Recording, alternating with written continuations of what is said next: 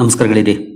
ಈ ವಿಡಿಯೋದಲ್ಲಿ ಎರಡು ಇಂಪಾರ್ಟೆಂಟ್ ಸೆಕ್ಟರ್ಗೆ ಸಂಬಂಧಪಟ್ಟಂತೆ ನಿನ್ನೆ ಬಂದಂತ ಅಪ್ಡೇಟ್ಗಳನ್ನ ತಿಳ್ಕೊಳ್ಳುವಂತ ಪ್ರಯತ್ನವನ್ನು ಮಾಡೋಣ. ಆಸ್ ಯೂಶುವಲ್ ಏನ್ ಸುದ್ದಿ, ಎಷ್ಟರ ಮಟ್ಟಿಗೆ ಈ ಸೆಕ್ಟರ್ಗೆ ಲಾಭವನ್ನು ತಂದು ಕೊಡಬಹುದು, ಯಾವೆಲ್ಲ ಕಂಪನಿಗಳು ಈ ಸೆಗ್ಮೆಂಟ್ ಅಲ್ಲಿ ಕೆಲಸ ಮಾಡ್ತವೆ, ಈ ಎಲ್ಲವನ್ನು ಕೂಡ ತಿಳ್ಕೊಳ್ಳೋಣ. ಆಸ್ ಯೂಶುವಲ್ ಮುಂದುವರಿಯ ಮುಂಚೆ ಡಿಸ್ಕ್ಲೇಮರ್ ಕೊಡ್ಲಿಕ್ಕೆ ಇಷ್ಟಪಡ್ತೀನಿ. ಇಲ್ಲಿ ಕವರ್ ಮಾಡ್ತಿರುವಂತ ಯಾವುದೇ ಸ್ಟಾಕ್ ಅನ್ನು ಕೂಡ ರೆಕಮೆಂಡ್ ಮಾಡ್ತಿಲ್ಲ. ನೀವು ಫರ್ದರ್ ಸ್ಟಡಿ ಮಾಡಿ ಎಡಿಷನ್ ಅಂತ ಹೇಳ್ಬೋದು. ಆಸ್ ಎ ಎಜುಕೇಶನಲ್ ಪರ್ಪಸ್ ನಾನು ವಿಡಿಯೋ ಮುಂದೆ ತರ್ತಾ ಇದ್ದೀನಿ. ಹಾಗೆ ಮಾರ್ನಿಂಗ್ ವಿಡಿಯೋದಲ್ಲಿ ನಾನು ರಿಸಲ್ಟ್ ಗೆ ಸಂಬಂಧಪಟ್ಟಂತೆ ಒಂದು ವಿಷಯನ ಕವರ್ ಮಾಡಿದ್ದೆ. ಅದರಲ್ಲಿ ಒಂದು ಚೆಕ್ ಲಿಸ್ಟ್ ಬಗ್ಗೆ ಮೆನ್ಷನ್ ಮಾಡಿದ್ದೆ. ನೀವು ಇದನ್ನ ಬೇಕಿದ್ರೆ ಸ್ಕ್ರೀನ್ ಶಾಟ್ ತಗೊಳ್ಳಿ ಅಂತ. ಬಟ್ ಅದು ತುಂಬಾನೇ ಚಿಕ್ಕದಾಗಿ ಕಾಣ್ತಾ ಇತ್ತು. ಹಾಗಾಗಿ ಸೇಮ್ ಚೆಕ್ ಲಿಸ್ಟ್ ನ ನಾನು ನಮ್ಮ ಫೇಸ್ಬುಕ್ ಅಕೌಂಟ್ ಅಲ್ಲಿ ಅಪ್ಲೋಡ್ ಮಾಡಿದೀನಿ. ಇಲ್ಲಿದೆ ನೋಡಬಹುದು. ಜಸ್ಟ್ ನೀವು ಇದನ್ನ ಕ್ಲಿಕ್ ಮಾಡಿ ಸೇವ್ ಕೂಡ ಮಾಡ್ಕೊಳ್ಬಹುದು. ಸೇವ್ ಮಾಡ್ಕೊಳ್ಳಿ. ಮೇ ಬಿ ರಿಸಲ್ಟ್ ಅನ್ನ ಚೆಕ್ ಮಾಡುವಾಗ ನಿಮಗೆ ಇದು ತುಂಬಾನೇ ಉಪಯೋಗಕ್ಕೆ ಬರುತ್ತೆ. ಇದರ ಲಿಂಕ್ ಅನ್ನ ನಾನು ಈಗಾಗಲೇ ನಮ್ಮ ಕಮ್ಯುನಿಟಿ ಟ್ಯಾಬ್ ಅಲ್ಲಿ ಹಾಕಿದ್ದೀನಿ. ಹಾಗೆ ಈ ವಿಡಿಯೋದ ಕಮೆಂಟ್ ಸೆಕ್ಷನ್ ಅಲ್ಲೂ ಕೂಡ ಪಿನ್ ಮಾಡಿರ್ತೀನಿ. ಬೇಕಾಗಿರುವಂತವ್ರು ಅದನ್ನ ಫೇಸ್ಬುಕ್ ಅಕೌಂಟ್ ಇಂದ ಡೌನ್ಲೋಡ್ ಮಾಡ್ಕೊಳ್ಬಹುದು. ಹಾಗಾದ್ರೆ ಸುದ್ದಿಗಳೇನು, ಯಾವ ಅಪ್ಡೇಟ್ಗಳು, ಯಾವ ಸೆಕ್ಟರ್ಸ್ ಅಂತ ನೋಡೋದಾದ್ರೆ ಮೊದಲಿಗೆ ನೀವು ಇಲ್ಲಿ ನೋಡಬಹುದು. ಡಿಫೆನ್ಸ್ ಗೆ ಸಂಬಂಧಪಟ್ಟಂತೆ ಒಂದು ಸುದ್ದಿ ಬಂತು ನಿನ್ನೆ. Japan emerges as new defence export player opening procurement opportunities for India ಅಂತ. ಡೀಟೇಲ್ ಆಗಿ ಹೋಗೋಣ ಇದ್ರ ಬಗ್ಗೆ. ಹಾಗೆ ಇನ್ನೊಂದು ಸುದ್ದಿ, ಅದು ಎಲೆಕ್ಟ್ರಿಕ್ ವೆಹಿಕಲ್ ಗೆ ಸಂಬಂಧಪಟ್ಟಂತೆ ನೋಡಬಹುದು. Government plans up to 20,000 crore EV incentive scheme for private buses amid fuel security worries. ಇದು ಪ್ರೈವೇಟ್ ಬಸ್ಸಸ್ಗೆ ಸುಮಾರು 20,000 ಕೋಟಿಯನ್ನ ಇನ್ಸೆಂಟಿವ್ ಆಗಿ ಕೊಡಬಹುದು ಮುಂದಿನ 5 ವರ್ಷಗಳವರೆಗೆ ಅನ್ನೋಂತ ಸುದ್ದಿ. ಇದಿನ್ನು ಪ್ಲಾನ್ ಮಾಡ್ತಾ ಇದೆ ಅನ್ನೋಂಥದ್ದು, ಇನ್ನು ಅನೌನ್ಸ್ ಆಗಿಲ್ಲ. ಬಟ್ ಪ್ಲಾನ್ ಮಾಡ್ತಿರೋ ಬಗ್ಗೆ ಸುದ್ದಿಗಳು ಬರ್ತಾ ಇದಾವೆ. ಈ ಎರಡರ ಬಗ್ಗೆ ಒಂದಷ್ಟು ಡೀಟೇಲ್ ವಿಷಯಗಳನ್ನ ತಿಳ್ಕೊಳ್ಳೋಣ. ಹೇಗೆ ಈ ಎರಡು ಸುದ್ದಿಗಳು ಈ ಸೆಕ್ಟರ್ಗೆ ಲಾಭವನ್ನು ತಂದು ಕೊಡಬಹುದು ಅಂತ.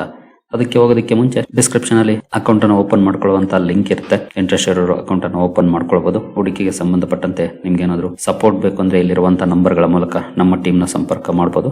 ಬಟ್ ಸಪೋರ್ಟ್ ಸಿಗಬೇಕು ಅಂದ್ರೆ ನೀವು ನಮ್ಮ ಮೂಲಕ ಅಕೌಂಟ್ ಅನ್ನು ಓಪನ್ ಮಾಡ್ಕೊಂಡಿರ್ಬೇಕಾಗುತ್ತೆ. ಹಾಗಾಗಿ ಡಿಸ್ಕ್ರಿಪ್ಷನ್ ಅಲ್ಲಿ ಇರುವಂತಹ ಲಿಂಕ್ ಅನ್ನು ಬಳಸಿಕೊಂಡು ಅಕೌಂಟ್ ಅನ್ನು ಓಪನ್ ಮಾಡ್ಕೊಂಡು ಸಂಪರ್ಕ ಮಾಡಬಹುದು. ನಾವು ಈಗಾಗಲೇ ನೋಡಿದ್ವಿ defence and electric vehicle segment ಗೆ ಸಂಬಂಧಪಟ್ಟದ್ದು ಈ ಸುದ್ದಿ. ಜಪಾನ್ ಒಂದು ಎಕ್ಸ್ಪೋರ್ಟಿಂಗ್ ನೇಷನ್ ಆಗೋ ಕಡೆ ಗಮನವನ್ನ ಕೊಡ್ತಾ ಇದೆ. ಡಿಫೆನ್ಸ್ ಎಕ್ಸ್ಪೋರ್ಟಿಂಗ್ ನೇಷನ್ ಆಗೋ ಕಡೆ. ಹಾಗಾದ್ರೆ ಇಷ್ಟು ದಿನ ಈ ದೇಶ ಡಿಫೆನ್ಸ್ ಅಲ್ಲಿ ಎಕ್ಸ್ಪೋರ್ಟ್ ಮಾಡ್ತಿರ್ಲಿಲ್ವಾ ಅಂತ ಅನಿಸ್ಬೋದು.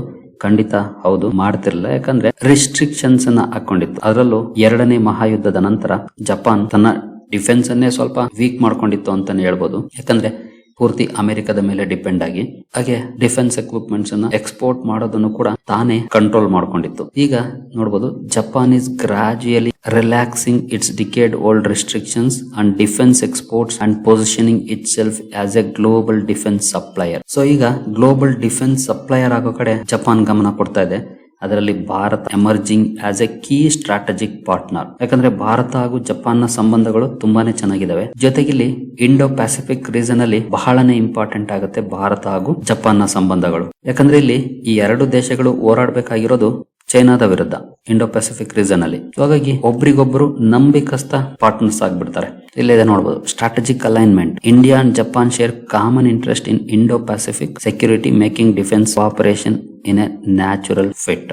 ಇದು ಈ ಎರಡು ದೇಶಗಳಿಗೆ ಅಗತ್ಯವಾಗಿ ಬೇಕಾಗಿರುವಂತಹ ಸ್ಟ್ರಾಟಜಿಕ್ ಅಲೈನ್ಮೆಂಟ್ ಅನ್ನ ಒದಗಿಸುತ್ತೆ. ಜೊತೆಗೆ ಈ ಹೊಸ ಬೆಳವಣಿಗೆಯಿಂದ ಭಾರತಕ್ಕೆ ಅಡ್ವಾಂಟೇಜಸ್ ಜಾಸ್ತಿ ಆಗುತ್ತೆ. ಜಾಯಿಂಟ್ ಪ್ರೊಕ್ಯೂರ್ಮೆಂಟ್ ಆಗ್ಬಹುದು, ಕೋ ಡೆವಲಪ್ಮೆಂಟ್, ಟೆಕ್ನಾಲಜಿ ಟ್ರಾನ್ಸ್ಫರ್. ಯಾಕಂದ್ರೆ ಜಪಾನ್ ಹಲವು ಟೆಕ್ನಾಲಜೀಸ್ ಅಲ್ಲಿ ತುಂಬಾನೇ ಮುಂದೆ ಇರುವಂತಹ ದೇಶ. ಅದೆಲ್ಲ ಭಾರತಕ್ಕೆ ಸಿಗುವಂತ ಚಾನ್ಸಸ್ ಇರುತ್ತೆ. ಬಟ್ ಇನ್ನು ಡಿಸ್ಕಷನ್ಸ್ ಆಗುತ್ತೆ. ಅದಕ್ಕೆಲ್ಲ ಎರಡು ದೇಶಗಳು ಒಪ್ಕೊಂಡ್ರೆ ಆಗೋದು. ಬಟ್ ಚಾನ್ಸಸ್ ಅಂತೂ ಇದ್ದೇ ಇರುತ್ತೆ. ಹಾಗಾಗಿ ಈ ಬೆಳವಣಿಗೆ ಏನಿದೆ ಜಸ್ಟ್ ಎಕ್ವಿಪ್ಮೆಂಟ್ ಸೇಲ್ಸ್ ಗೆ ಮಾತ್ರ ಲಿಮಿಟ್ ಆಗೋದಿಲ್ಲ. ಜಂಟಿ ಡೆವಲಪ್ಮೆಂಟ್ ಹಾಗೂ ಟೆಕ್ನಾಲಜಿ ಟ್ರಾನ್ಸ್ಫರ್ ಗೆ ಕೂಡ ಇದು ಕಾಂಟ್ರಿಬ್ಯೂಷನ್ ಅನ್ನ ಮಾಡಬಹುದಾಗಿರುತ್ತೆ. ಜೊತೆಗೆ ಇಲ್ಲಿ ಇಂಡಿಯಾಗೆ ಸಿಗುವಂತ ಇನ್ನೊಂದು ಅಡ್ವಾಂಟೇಜ್ ಏನಂತಂದ್ರೆ ಪ್ರೊಕ್ಯೂರ್ಮೆಂಟ್ ಗೆ ಸಂಬಂಧಪಟ್ಟಂತೆ ಆಪ್ಷನ್ಸ್ ಜಾಸ್ತಿ ಆಗುತ್ತೆ. ಈಗಾಗಲೇ Bharat, Russia, France, Israel, USA ಇಂದ ಹಲವು ಪ್ರೊಕ್ಯೂರ್ಮೆಂಟ್ ಅನ್ನ ಮಾಡ್ತಾ ಇದೆ. ಈಗ ಇನ್ನೊಂದು ಹೊಸ ಆಯ್ಕೆ ಜಪಾನ್ ಮೂಲಕ ನಮಗೆ ಸಿಗುತ್ತೆ.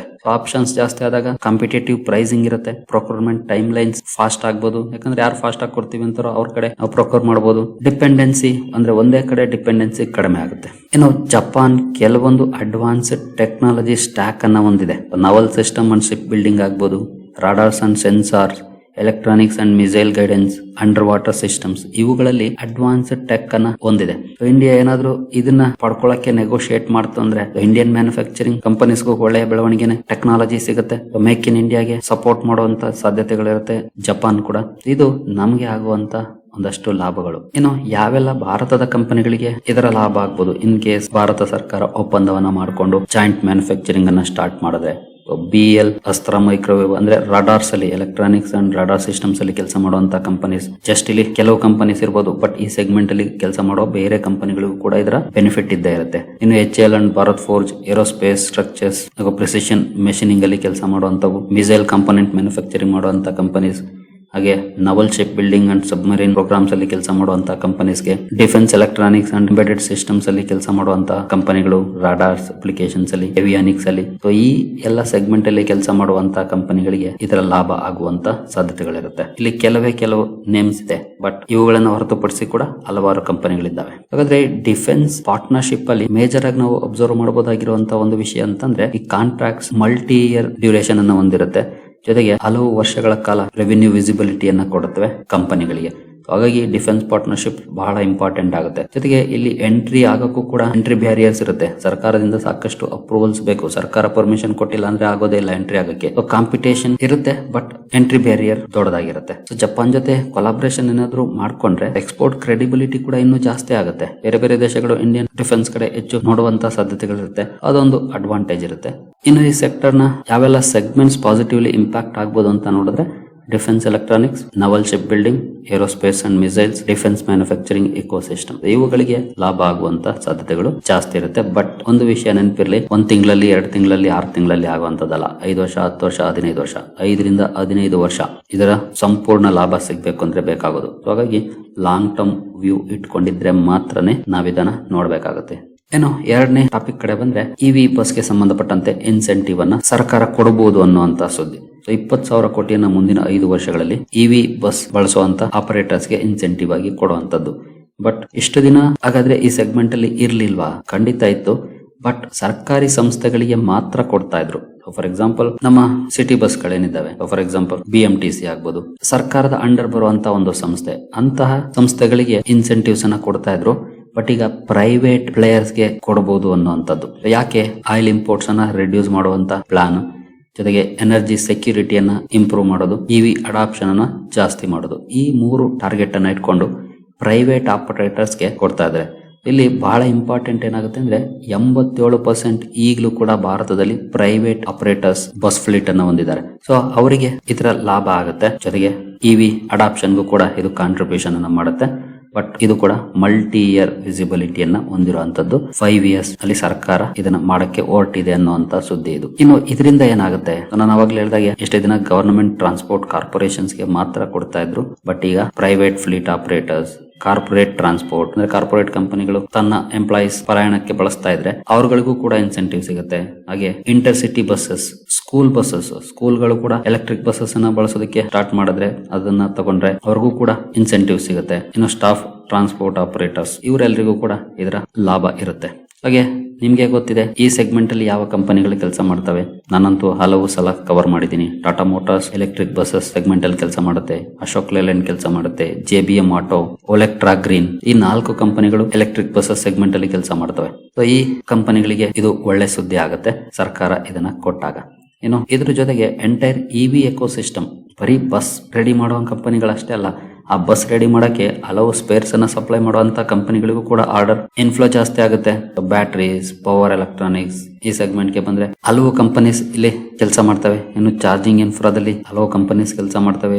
Software and components, for example KPIT ಮೊನ್ನೆ ಒಂದು ನ್ಯೂಸ್ ನ ಕಾರಣಕ್ಕೆ ಭರ್ಜರಿಯಾಗಿ ಬಿತ್ತು. But KPIT software and component segment ಅಲ್ಲಿ ಕಾಂಟ್ರಿಬ್ಯೂಷನ್ ಮಾಡುತ್ತೆ ಈ ಸೆಕ್ಟರ್ ಅಲ್ಲಿ. ಯುನೋಮಿಂಡಾ, ಈ ರೀತಿಯಾಗಿ ಸಾಕಷ್ಟು ಕಂಪನಿಗಳು ಈ ಸೆಗ್ಮೆಂಟ್ ಗೆ ಕಾಂಟ್ರಿಬ್ಯೂಷನ್ ಮಾಡ್ತವೆ. ಅವುಗಳಿಗೂ ಕೂಡ ಇದರ ಲಾಭ ಇರುತ್ತೆ. ಹಾಗಾದ್ರೆ ಈ ಪಾಲಿಸಿ ಡ್ಯೂರಬಲ್, ಗವರ್ನಮೆಂಟ್ ಏನ್ ಹೇಳ್ತಾ ಇದೆ? ಮೊದಲಿಗೆ ಗವರ್ನಮೆಂಟ್ ಯಾಕೆ ಇದನ್ನ ಮಾಡಕ್ ಹೊರಟಿದೆ ಅಂದ್ರೆ, ನಾವು ಅವಾಗಲೇ ಹೇಳಿದಾಗೆ ಎನರ್ಜಿ ಸೆಕ್ಯೂರಿಟಿ ಜಾಸ್ತಿ ಮಾಡಬೇಕು. ಮೊದಲಿಗೆ ಈ ಬಸ್ಸಸ್ ಜಾಸ್ತಿ ಡೀಸೆಲ್ ಅನ್ನ ಬಳಸ್ತಾರೆ. ಡೀಸೆಲ್ ಕನ್ಸಂಪ್ಷನ್ ಜಾಸ್ತಿ ಆಗುತ್ತೆ. ನಾವು ಕ್ರೂಡ್ ಇಂಪೋರ್ಟ್ ಮಾಡ್ಕೊಂಡ್ರೆ ಇಂಪೋರ್ಟ್ ಬಿಲ್ ಜಾಸ್ತಿ ಆಗುತ್ತೆ. ಬಟ್ ನಾವು ಅದನ್ನ ಕಡಿಮೆ ಮಾಡಿದ್ರೆ ಎನರ್ಜಿ ಸೆಕ್ಯೂರಿಟಿ ಇಂಪ್ರೂವ್ ಆಗುತ್ತೆ, ಇಂಪೋರ್ಟ್ ಬಿಲ್ ಕಡಿಮೆ ಆಗುತ್ತೆ, ಅರ್ಬನ್ ಪೊಲ್ಯೂಷನ್ ಕಡಿಮೆ ಆಗುತ್ತೆ. ಇದು ಸರ್ಕಾರ ಯೋಚನೆ ಮಾಡ್ತಿರುವಂತದ್ದು.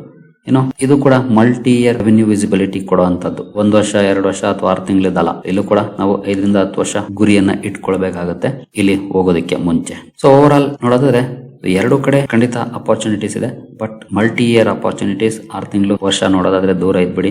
ಬಟ್ 5 ವರ್ಷ 10 ವರ್ಷ 15 ವರ್ಷ ನೋಡೋದಾದ್ರೆ ಸ್ಟಡಿ ಮಾಡಿ ಸೆಕ್ಟರ್ಸ್ ಅನ್ನ.